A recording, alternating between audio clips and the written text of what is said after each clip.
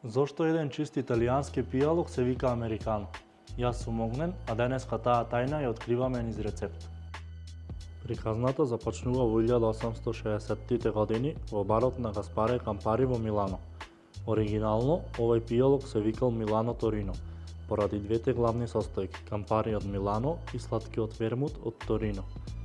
Тоа било едноставен горшлив италијански аперитив што локалците го обожавале. Но, вистинскиот пресврт се случил за време на прохибицијата во Америка. Американските туристи кои што бегале во Европа не биле навикнати на толку силен и горшлив вкус.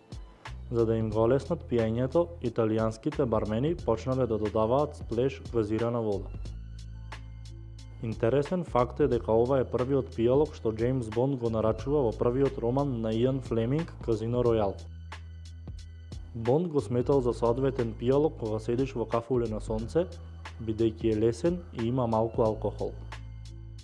Џејмс вели дека еден бармен секогаш треба да го цени американо, затоа што е невозможен за расипување, под услов содата да е навистина добра и ладна.